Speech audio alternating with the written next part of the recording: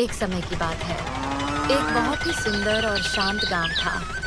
पेड़ों की छाया, खेतों में लहराती फसलें और नदियों की मीठी धुन इस गांव की पहचान थी। उसी गांव में दो चतुर लेकिन थोड़े आलसी दोस्त रहते थे, रामू और शामू। एक दोपहर धूप में आलस भरी झपकी लेते हुए रामू ने कराहते हुए कहा, अरे शामू, कब तक ऐसे ही बैठे रहेंगे? अब कुछ पैसे कमाने का बंदोबस्त करना चाहिए, नहीं तो लोग कहेंगे बस खाते हैं, करते कुछ नहीं। सही बोल रहा है भाई। पर करेंगे क्या? कौशल तो हमारे पास बस खेलने और खाने का है।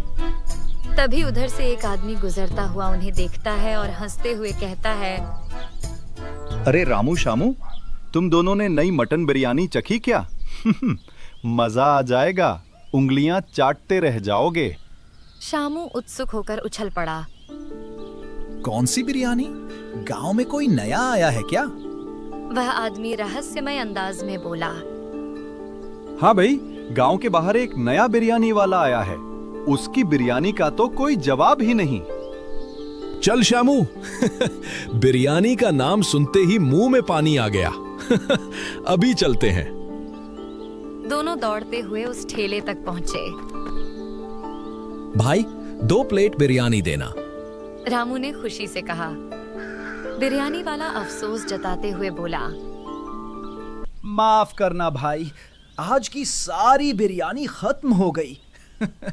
कल आना, रोज यही मिलता हूँ। रामू और शामू निराश होकर वापस लौटने लगे। तभी गांव में शाही नगाड़े बजने लगे। 2 राजसी सेवक ऊंची आवाज में घोषणा कर रहे थे, सुनो सुनो सुनो, राजा का आदेश है, जो भी इस गांव में सबसे स्वादिष्ट बिरयानी बनाएगा उसे महल में रसोइये की जगह दी जाएगी और शाही सुविधाएं भी मिलेंगी। यह सुनते ही शामू की आंखें चमक उठी। रामू, मौका आ गया। अब हम बिरयानी बनाना सीखेंगे और सीधे महल में नौकरी पकड़ेंगे। पर भाई, हमें तो बिरयानी बनानी आती ही नहीं। चिंता मत कर, अब्दुल भाई सब सिखाएंगे। चलो उन्हीं के पास चलते हैं। दोनों अब्दुल के पास पहुंचे और शामू ने विनती की, अब्दुल भाई, क्या तुम हमें बिरयानी बनाना सिखा सकते हो? अरे पागलों, आज से पहले आते तो सिखा देता, लेकिन अब तो राजा ने प्रतियोगिता रख दी है। मैं क्यों अपना एक और मुकाबला बढ़ाऊं? यह सुनकर रामू और शामू चुपचाप लौट आए, लेकिन उनके दिल में अब एक नई चाह जल चुकी थी। अगले ही दिन गांव के 5 लोग बड़े उत्साह से अपनी अपनी बिरयानी लेकर राजा महल गए। एक एक करके राजा ने सारी बिरयानी चखी, लेकिन हर बिरयानी के बाद उसका मुंह सिकुड़ता गया। आखिर में राजा ने घोषणा की, इनमें से किसी की भी बिरयानी में वो शाही स्वाद नहीं है जो मैं चाहता हूँ। 5 लोग मायूस होकर वापस लौट गए। कुछ देर बाद वही शाही सेवक गांव में पहुंचे और ऊंची आवाज में बोले, सुनो सुनो सुनो, राजा का नया आदेश, अगला मौका 10 दिनों बाद मिलेगा। इस बीच अच्छी तरह बिरयानी बनाना सीखो। 10वें दिन फिर महल आना, राजा स्वयं विजेता चुनेंगे। पूरा गांव खुशी से गूंज उठा। लोगों को लगा जैसे उम्मीद की डोरी फिर से हाथ लगी हो। उसी शाम रामू और शामू अब्दुल के पास पहुंचे। अरे अब्दुल भाई, तुम तो इतने सालों से बिरयानी बना रहे हो, फिर भी तुम्हारी बिरयानी राजा को क्यों नहीं पसंद आई? अब्दुल ने लंबी सांस ली और बोला, क्या बताऊं भाई, मैंने तो खुद चख कर देखा था। खुशबू भी थी, टेस्ट भी, लेकिन राजा को शायद कुछ अलग चाहिए। कौन जाने उसे किस तरह का स्वाद पसंद। शामू, अगर अब्दुल जैसा उस्ताद नहीं चुना गया तो हमारी बिरयानी का क्या होगा? हम तो अभी तक चावल धोना भी ठीक से नहीं जानते। घबराओ मत, 10 दिन है। लगन हो तो कोई भी सीख सकता है। कोशिश करो, किस्मत पलट सकती है। रामू और शामू अभी भी उलझन में थे। तभी उन्हें वही नया ठेले वाला दिखा। भाई आज तो बिरयानी खिलाओ, भूख से जान जा रही है। ठेले वाले ने मुस्कुराकर प्लेटें आगे बढ़ाईं। लो भाई, गर्मा गर्म मटन बिरयानी। भाई, क्या तुम हमें बिरयानी बनाना सिखाओगे? बस 10 दिन की बात है। अगर मैंने तुम्हें सिखा दिया तो तुम महल जाओगे और मेरे ठेले पर कौन आएगा? रामू ने चिढ़कर कहा। अच्छा, तो खुद ही चले जाना महल, यही बाकी रह गया था। बिरयानी खत्म कर दोनों चुपचाप वहां से निकल आए और एक पुराने पेड़ के नीचे जाकर बैठ गए। कुछ देर चुप रहने के बाद शामू की आंखों में चमक आई। रामू, तुम्हें याद है वो बूढ़ी अम्मा जो हमें बचपन में दाल चावल खिलाती थी? क्या स्वाद होता था।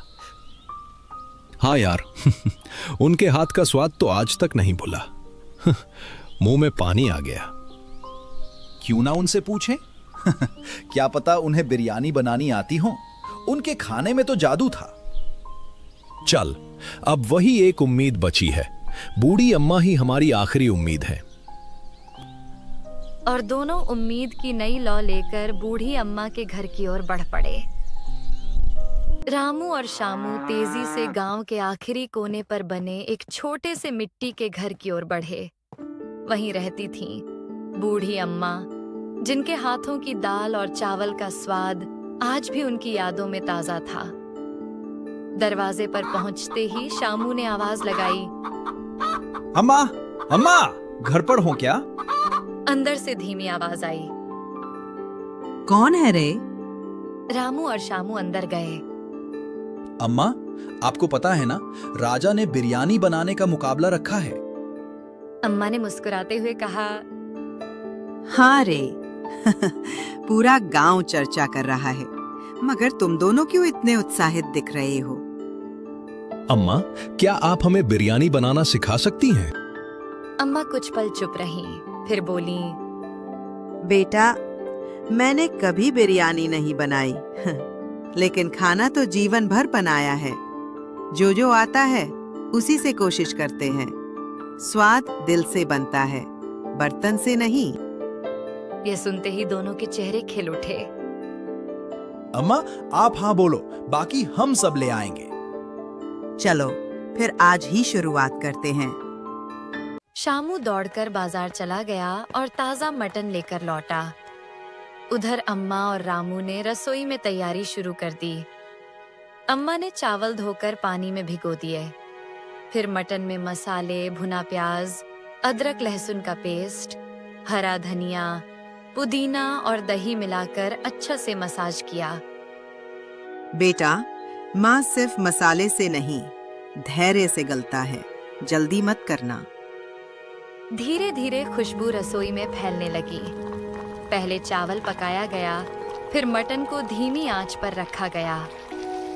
रामू ने उत्सुक होकर पूछा। अम्मा, अब क्या? अब सब्र।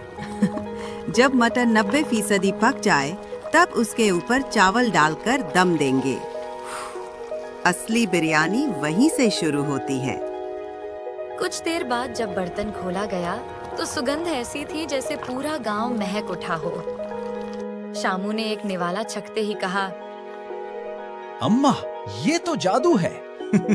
ऐसी बिरयानी तो उस ठेले वाले ने भी नहीं खिलाई। जादू नहीं बेटा, दिल से डाला हुआ स्वाद है। रामू और शामू के दिल में नई उम्मीद जग चुकी थी।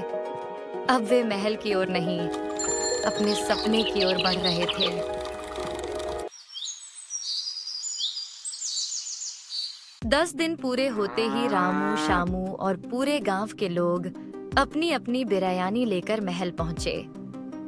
राज दरबार में शाही सुगंध फैली हुई थी। राजा सिंहासन पर बैठे और मुस्कुरा कर बोले। आज मैं हर एक की बिरयानी चखूंगा। जिसकी बिरयानी सबसे अलग और दिल छू लेने वाली होगी, वही मेरा शाही रसोइया बनेगा। एक एक कर राजा ने बिरयानी चखी। हर निवाले पर वे ध्यान से स्वाद महसूस करते।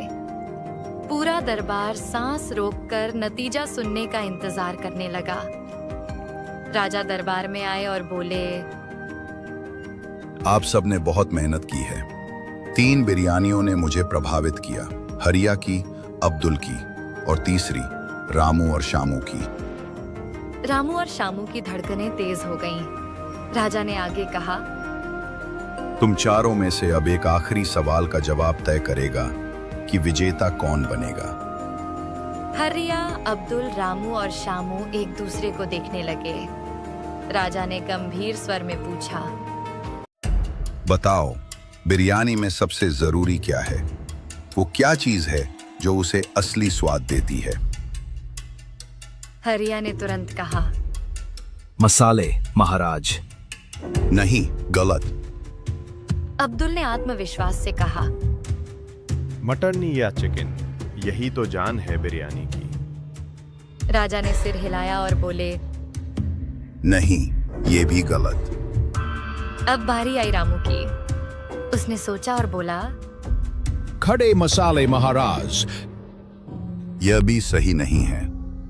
अब सबकी नजरें शामू पर थीं। उसका गला सूख गया। राजा बोले, शामू, अगर तुमने गलत कहा तो मौका खत्म। सोचकर जवाब देना। शामू ने गहरी सांस ली। उसकी आंखों के सामने अम्मा की रसोई और उनका कहा एक वाक्य चमक उठा, स्वाद दिल से बनता है, मसाले से नहीं। शामू ने सिर उठाकर कहा, महाराज, मेरा जवाब है नमक। पूरा दरबार शांत हो गया। राजा मुस्कुराए और बोले, सही जवाब। नमक, एक छोटी सी चीज, पर उसके बिना न मसाले काम आते हैं न मटन। शामू, तुम ही विजेता हो। अगले दिन दोनों अम्मा के पास पहुंचे। शामू ने खुशी से कहा, अम्मा, आपकी दुआ और सीख के बिना ये मुमकिन नहीं था। स्मरण रखना बेटा, सिर्फ नमक ही नहीं, नियत भी स्वाद देती है। और इस तरह बिरयानी ने सिर्फ राजा का दिल नहीं जीता, बल्कि रामू और शामू की जिंदगी भी खुशबूदार बना दी।